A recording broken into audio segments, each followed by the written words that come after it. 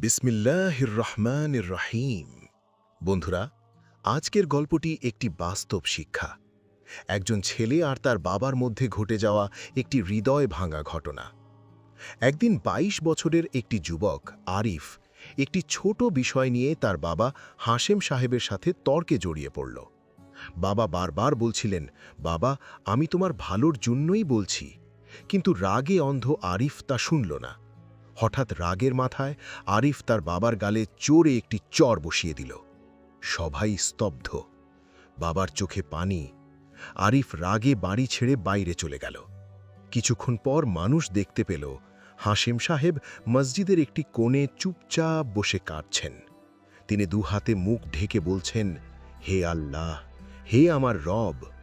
এটা দেখে একজন মুসলিম ভাই সালমান তার কাছে এগিয়ে এসে বললেন, ভাই, কাঁদবেন না, আপনার ছেলেকে বদদোয়া দেবেন না, সে তো আপনারই সন্তান।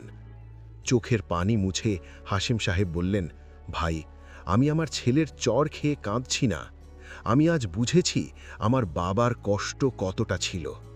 যুবক বয়সে রাগের মাথায় আমিও আমার বাবাকে চড় মেরেছিলাম, আজ তার ফল পেলাম।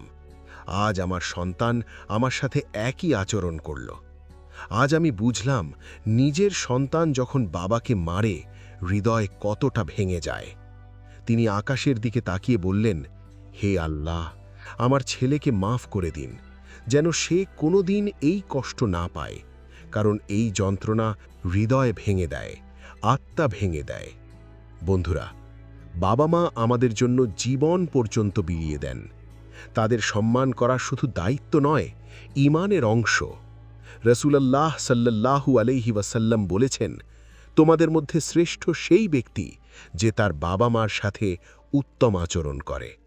দয়া করে বাবা মাকে কখনো কষ্ট দিও না, তাদের জন্য দোয়া করো, কারণ বাবা মায়ের দোয়া দুনিয়া ও আখেরাতের সবচেয়ে বড় সম্পদ।